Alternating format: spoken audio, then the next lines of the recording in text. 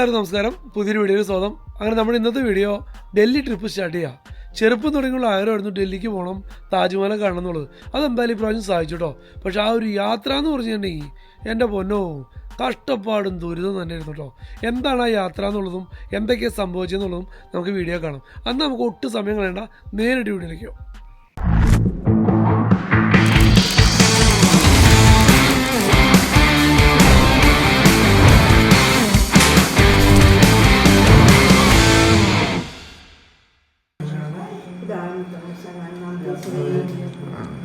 പ്രാർത്ഥന കഴിഞ്ഞ് വീട്ടിൽ നിന്ന് ഇറങ്ങിട്ടോ. അങ്ങനെ നമ്മൾ ഡൽഹി ട്രിപ്പ് സ്റ്റാർട്ട് ചെയ്യാം. നമുക്ക് കോഴിക്കോട് നിന്നാട്ടോ ഫ്ലൈറ്റ്. അപ്പോൾ നേരെ കാഞ്ഞങ്ങാട് റെയിൽവേ സ്റ്റേഷനിൽ നിന്ന് കോഴിക്കോട് പോയി ഇറങ്ങണം. അവിടെ നിന്ന് ടാക്സി എടുത്തിട്ട് വേണം നമുക്ക് എയർപോർട്ടിലേക്ക് പോകാനായിട്ട്. എന്നാൽ കാഞ്ഞങ്ങാട് റെയിൽവേ സ്റ്റേഷനിൽ ഇറങ്ങി ലഗേജൊക്കെ ഇറക്കാം കേട്ടോ. ഏകദേശം 1 മണിക്കൂർ മുമ്പ് തന്നെ നമ്മൾ റെയിൽവേ സ്റ്റേഷനിൽ എത്തിയിട്ടോ. 3 മണിക്കാണ് നമുക്ക് കോഴിക്കോടേക്കുള്ള ട്രെയിൻ വരുന്നത്. പിന്നെ നല്ല ട്രാഫിക്കും കാര്യങ്ങളൊക്കെ ആയിരുന്നു നമ്മൾ നേരത്തെ വന്നതാണ്. പിന്നെ പ്ലാറ്റ്ഫോമിൽ എത്തിയതിനു ശേഷമാണോ ഈതൻകൂട്ടിന് അപ്പോസിറ്റൊക്കെ എന്ത് സന്തോഷം അറിയുമോ. ഗുഡ്സ് ട്രെയിനുകളും പാസഞ്ചർ ട്രെയിനുകളും അങ്ങോട്ടും ഇങ്ങോട്ടും പോകാൻ കാരണം അവർ വളരെ ഹാപ്പിയായിരുന്നു കേട്ടോ. ഓസ്ട്രേലിയയിൽ നിന്നും നമുക്ക് ഇതേപോലത്തെ ഗുഡ്സ് ട്രെയിനുകളും ഇത്രയും വലിയ പാസഞ്ചർ ട്രെയിനൊന്നും ഇല്ല കേട്ടോ. അവിടെ മൊത്തം മെട്രോ സർവീസാണ്. പിന്നെ അതിനുശേഷമാണ് ഇപ്പോഴത്തെ നമ്മുടെ നാട്ടിലെ സൂപ്പർ സ്റ്റാർ വന്ദേ ഭാരതും വന്നിട്ട് കൂട്ടത്തിൽ കൂടെ.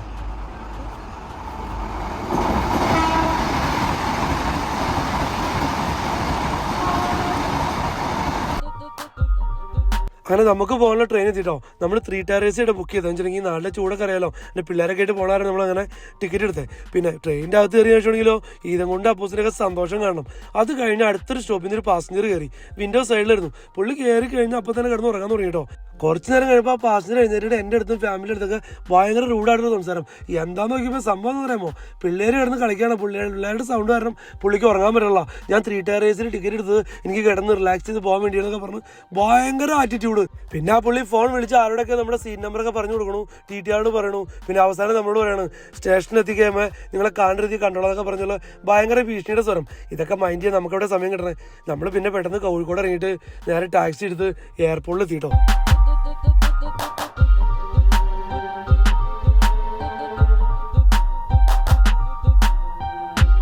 അങ്ങനെ ചെക്കിങ് എല്ലാം കഴിഞ്ഞ് ബോർഡിംഗ് പാസ് ഒക്കെ കിട്ടി.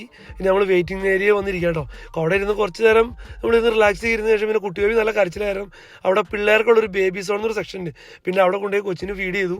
പിന്നെ അവർക്ക് കിടക്കാനുള്ളൊരു തൊട്ടിലും പിന്നെ അമ്മയ്ക്ക് കിടക്കാനൊരു കട്ടിലും പിന്നെ അതുപോലെ തന്നെ ചെറിയ ടോയ്ലറ്റൊക്കെ ആയിട്ടുള്ള ഒരു നല്ലൊരു സെറ്റപ്പ് ആയിരുന്നു കേട്ടോ. പിന്നെ അത് കുറച്ച് നേരം അമ്മേനെ കാണാൻ അപ്പോൾ ഇതും കൂട്ടി അപ്പോസോട് കൂടി അവിടെ ചെന്ന് പിന്നെ അവിടെ ചെന്നുള്ള കളിയായി. പിന്നെ എവിടെയെങ്കിലും നമുക്ക് ടൈമായി നേരെ ഫ്ലൈറ്റിൽ കയറി കേട്ടോ. ഇനിയൊരു 2-2.25 മണിക്കൂറുണ്ട് ഡൽഹിക്കുള്ള യാത്ര.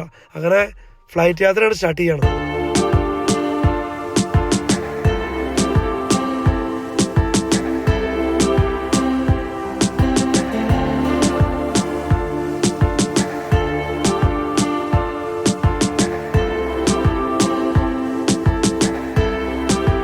വെളുപ്പിന് ഒരു 2 മണിയായിരിക്കും ഡൽഹിയിൽ ഫ്ലൈറ്റ് ലാൻഡ് ചെയ്തു കേട്ടോ. പിന്നെ ഫ്ലൈറ്റിൽ നിന്ന് പുറത്തിറങ്ങിയ ശേഷം പിന്നെ നമ്മൾ കുറച്ച് നേരം ബസ് വെയിറ്റ് ചെയ്ത് നിൽക്കേണ്ടി വന്നു. ബസ് വഴിയാണ് നമ്മൾ നേരെ ടെർമിനലിൻ്റെ അകത്തേക്ക് പോയി നമ്മൾ ലഗേജ് എടുക്കേണ്ടി വന്നത്. പിന്നെ ഒരു കാര്യം പറയാൻ മറന്നു കേട്ടോ, നമുക്ക് ഈ പാക്കേജ് എല്ലാം അറേഞ്ച് ചെയ്യുന്നത് ഫൺ ഡേ ഹോളിഡേയ്സ് എന്ന് പറഞ്ഞ ടീമാട്ടോ. അടിപൊളി പാക്കേജ്, റീസണബിൾ റേറ്റ്, അതിലുപരി 4 സ്റ്റാർ ഹോട്ടലും ബ്രേക്ക്ഫാസ്റ്റ് ഡിന്നറും ഇൻക്ലൂഡഡാണ്. അതോടൊപ്പം തന്നെ നമുക്ക് ട്രാവൽ ചെയ്യാനുള്ള വണ്ടി എന്ന് പറഞ്ഞിട്ടുണ്ടെങ്കിൽ ടയോട്ട ഇന്നോവ ക്രിസ്റ്റ. അടിപൊളി ഡ്രൈവറും, ഒന്നും കളയാൻ കേട്ടോ. നമുക്ക് എന്തെങ്കിലും സപ്പോർട്ട് വേണമെങ്കിൽ വിളിച്ചു കഴിഞ്ഞാൽ 24/7 അവരുടെ ഫുൾ സപ്പോർട്ട് ഉണ്ടായിരുന്നു. എന്തൊക്കെയാലും കൊള്ളാം. ഇവരുടെ ഫുൾ ഡീറ്റെയിൽസ് ഞാൻ വീഡിയോൻ്റെ ഡിസ്ക്രിപ്ഷനിൽ കൊടുത്തേക്കാം കേട്ടോ. അങ്ങനെ നമ്മുടെ വണ്ടി എത്തി. എയർപോർട്ടിൽ നിന്ന് ഹോട്ടലിലേക്ക് പോകുന്നുണ്ട്. കിയയുടെ ഇലക്ട്രിക് വണ്ടിയായിരുന്നു കേട്ടോ. ഡ്രൈവർ തന്നെ നമുക്ക് എല്ലാ ലഗേജ് എല്ലാം എടുത്ത് വെച്ച് ഭയങ്കര സപ്പോർട്ടീവ് ആയിരുന്നു കേട്ടോ. അങ്ങനെ നമ്മൾ നേരെ ഹോട്ടലിലേക്ക് പോകണം.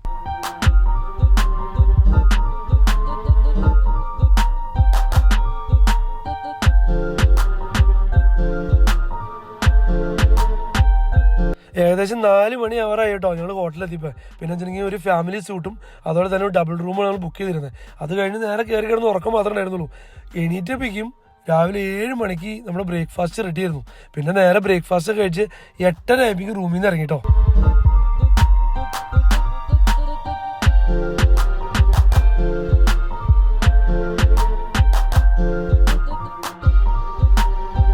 അങ്ങനെ നമ്മൾ ഡൽഹി എക്സ്പ്ലോർ ചെയ്യാൻ പോവാം. ബ്രേക്ക്ഫാസ്റ്റ് കഴിച്ച് ഫ്രഷ് ആയിട്ട് നമ്മൾ നേരെ യാത്ര തുടങ്ങാം കേട്ടോ. ഡൽഹിയിൽ നേരെ നമ്മൾ ആഗ്രയ്ക്കാണ് പോകുന്നത്. ഐറ്റിനറി പ്രകാരം ഒത്തിരി സ്ഥലങ്ങളുണ്ട്. മധുര വൃന്ദാവൻ, ലോർഡ് കൃഷ്ണ ജന്മഭൂമി എന്നൊരു സ്ഥലം, അങ്ങനത്തെ വേറെ ഒത്തിരി സ്ഥലം. പക്ഷേ പിള്ളേരൊക്കെ ആയിട്ട് പോണ കാരണം പിന്നെ അവിടുത്തെ ചൂടെന്ന് പറഞ്ഞാൽ സഹിക്കാൻ പറ്റില്ല കേട്ടോ. ഇത്രയും നമ്മൾ പ്രതീക്ഷ ഉണ്ടായില്ല. പിള്ളേരുണ്ടൊക്കെ വരുമില്ലേ നമ്മൾ പെട്ടുപോകും. അത് കാരണം അവിടേക്ക് ഒന്നും പോയില്ല. നമ്മുടെ മെയിൻ ലക്ഷ്യം താജ്മഹലായിരുന്നു. നേരെ താജ്മഹൽ ലക്ഷ്യമാക്കിയിട്ടുള്ള യാത്ര കേട്ടോ.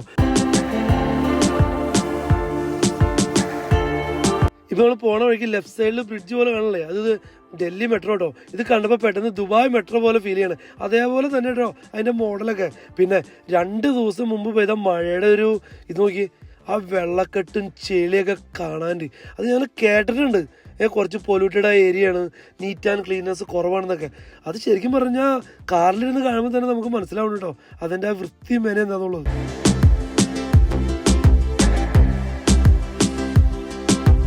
അങ്ങനെ കാണാൻ കൊതിച്ചതും ചെറുപ്പം തുടങ്ങിയുള്ള ഒരു ആഗ്രഹമായിരുന്നു താജ്മഹൽ കാണണം എന്നുള്ളത്. അങ്ങനെ താജ്മഹലിൻ്റെ ഫ്രണ്ടിൽ എത്തിയിട്ടോ. നമ്മൾ ഈ മെയിൻ എൻട്രൻസ് കയറി ഇങ്ങനെ പോകുമ്പില്ലേ, ആ കവാടത്തിന് അവിടെ നോക്കുമ്പോൾ നോക്കിയേ ഫുള്ള് ബ്രൈറ്റ് അല്ലേ.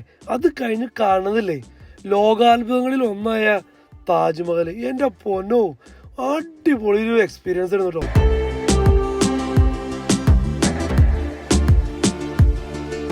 പിന്നെ ഇവിടെയൊക്കെ വരുമ്പോൾ നമ്മൾ ശ്രദ്ധിക്കേണ്ട ഇമ്പോർട്ടൻ്റ് ആയ ഒരു കാര്യം എന്ന് പറഞ്ഞിട്ടുണ്ടെങ്കിൽ, ശരിക്കും ഇവിടെയൊക്കെ വരുമ്പോൾ നമുക്ക് ടൂർ ഗൈഡിൻ്റെ ആവശ്യമില്ല.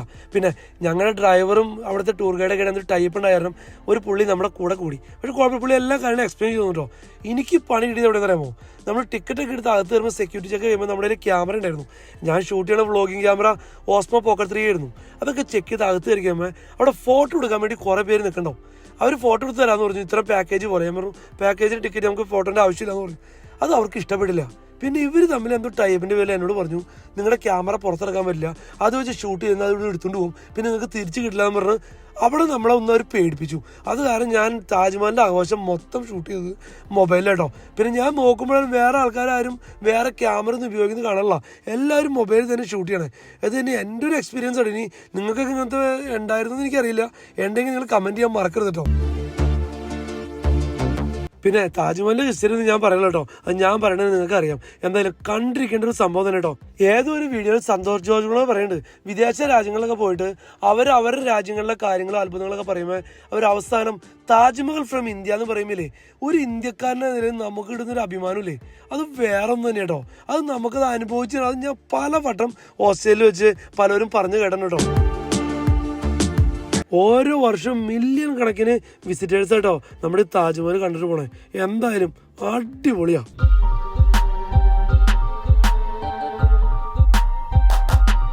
താജ്മഹൽ കണ്ടു കഴിഞ്ഞ് പിന്നെ നേരെ റൂമിലേക്ക് വന്നു കേട്ടോ. നമ്മുടെ ഹോട്ടലിൽ ദ ഗ്രാൻഡ് ഇമ്പീരിയൽ എന്ന് പറഞ്ഞ ഹോട്ടലിൻ്റെ പേര്. ആ ഹോട്ടലിൽ നിന്ന് കണ്ടു നോക്കണം കേട്ടോ. പക്ക ഹെറിറ്റേജ് സ്റ്റൈലായിരുന്നു. എന്താ ഒരു ഭംഗി എന്നറിയാമോ. റിസപ്ഷൻ തുടങ്ങി നമ്മൾ താമസിക്കുന്ന റൂമും റെസ്റ്റോറൻറ്റും ആ ഏരിയ ഒക്കെ കാണണം. ആ ഓൾഡ് സ്റ്റൈലില്ലേ അവർ മെയിൻറ്റെയിൻ ചെയ്ത് കാണണം കേട്ടോ. അടിപൊളി ഒരു എക്സ്പീരിയൻസ് ആയിരുന്നു. പിന്നെ നേരത്തെ ഹോട്ടലിലേക്ക് കയറാൻ കാരണം വെച്ചിട്ടുണ്ടെങ്കിൽ പിള്ളേരൊക്കെ ഭയങ്കര വഴക്കായിരുന്നു. നമ്മൾ ഓസ്ട്രേലിയയിലൊക്കെ ട്രിപ്പ് പോകുമ്പോൾ എവിടെ പോയാലും പാർക്കും കാര്യങ്ങളൊക്കെ ഉണ്ടാവും. ഇവിടെ വന്നിട്ട് ഇതാണ് താജ്മഹൽ എന്നൊക്കെ പറഞ്ഞ് ഇവരോട് പറഞ്ഞ് പിള്ളേർക്ക് പോലും മനസ്സിലാവും. അതുകൊണ്ട് അവർ മൊത്തം ഒച്ചപ്പാടും ബഹളവും അതുപോലെ തന്നെ എന്തുട്ടായിരുന്നു ചൂട്. അത് കാരണം നേരെ ഹോട്ടലിലേക്ക് വന്നു കേട്ടോ. ഇനി ഹോട്ടലിൻ്റെ അകവശത്തുള്ള ഭംഗി നോക്കി. ഇവിടെ നമ്മൾ ഫാമിലി സ്യൂട്ടായിട്ട് എടുത്തിരുന്നത്. അതുപോലെ തന്നെ എല്ലാവിധ ഫെസിലിറ്റീസ് ഉണ്ടായിരുന്നു. എല്ലാം നോക്കി അതിൻ്റെ അകത്തുള്ള ഫർണിച്ചറുകളൊക്കെ ആ ഓൾഡ് മോഡലാട്ടോ ഇരിക്കണേ. ടോയ്ലറ്റൊക്കെ കാണണം, നമ്മൾ ഞെട്ടിപ്പോവും. മറ്റേ വാഷിംഗ് ബേസിനൊക്കെ മറ്റേ നമ്മുടെ നാട്ടിൽ ഉരുളി ഉണ്ടല്ലോ, ഉരുളി എടുത്ത് വെച്ചേക്കണ പോലത്തെ വാഷിംഗ് ബേസിനൊക്കെ വെച്ചേണേ. എന്തൊക്കെയാലും കൊള്ളാം, കാണാൻ സംഭവം.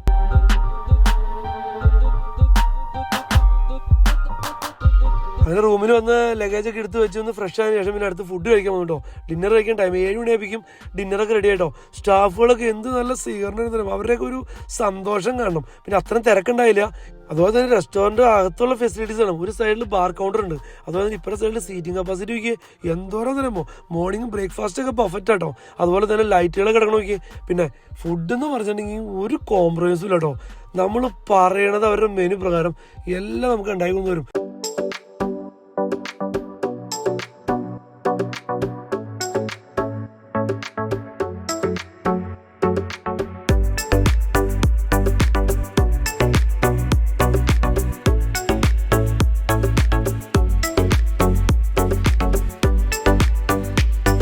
ഹെറിറ്റേജ് സ്റ്റൈലിലുള്ള ഹോട്ടലൊക്കെ ആയിരുന്നു അവിടെ ഉപയോഗിക്കുന്ന പ്ലേറ്റുകളും അതുപോലെ തന്നെ അവിടെ ഓരോ എക്യുപ്മെൻസുകളൊക്കെ ഇരിക്കുന്നുണ്ട്. അതെല്ലാം ആ ഒരു സ്റ്റൈലിലാട്ടോ. നോക്കി മറ്റേ എന്താ പറയുക, കൽക്കണ്ടവും ജീരകവും അങ്ങനത്തെ സംഭവങ്ങളൊക്കെ വെച്ചാണ് ഒരു സെക്ഷൻ. നോക്കി എല്ലാം ഓൾഡ് സ്റ്റൈലാണ്. എന്തായാലും സംഭവം അടിപൊളിയായിരുന്നു കേട്ടോ. പിന്നെ ഫുഡായാലും നല്ല ടേസ്റ്റ് ആയിരുന്നു കേട്ടോ. കുട്ടികൾക്കായാലും മുതിർന്നവർക്കായാലും എല്ലാവർക്കും കഴിക്കാൻ പറ്റുമായിരുന്നു. എല്ലാവരും വളരെ ഹാപ്പിയായി. നമ്മൾ എത്ര ട്രിപ്പൊക്കെ കഴിഞ്ഞ് അവസ്ഥയായിട്ട് വന്ന് ഫുഡ് കഴിച്ച് കഴിയുമ്പോൾ നമുക്ക് കിട്ടുന്ന ഒരു എനർജി, സന്തോഷം എന്ന് പറഞ്ഞാൽ അത് വേറെ ഒന്നും തന്നെയല്ലേ.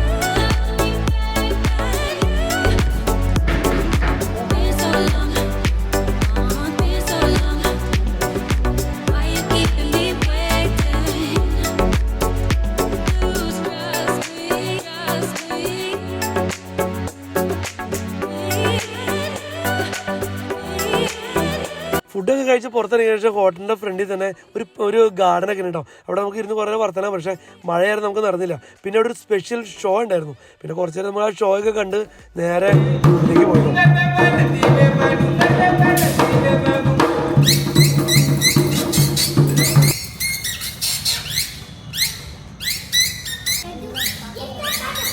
അങ്ങനെ ഡൽഹി ട്രിപ്പിൻ്റെ ആദ്യത്തെ ദിവസത്തെ വീഡിയോ വെച്ച് വൈൻഡപ്പ് ചെയ്യാം കേട്ടോ. എന്നാൽ പിന്നെ അടുത്ത ദിവസത്തെ കാഴ്ചകളുമായിട്ട് അടുത്ത വീഡിയോ കാണുന്നവരെ എല്ലാവർക്കും താങ്ക് യു സോ മച്ച്.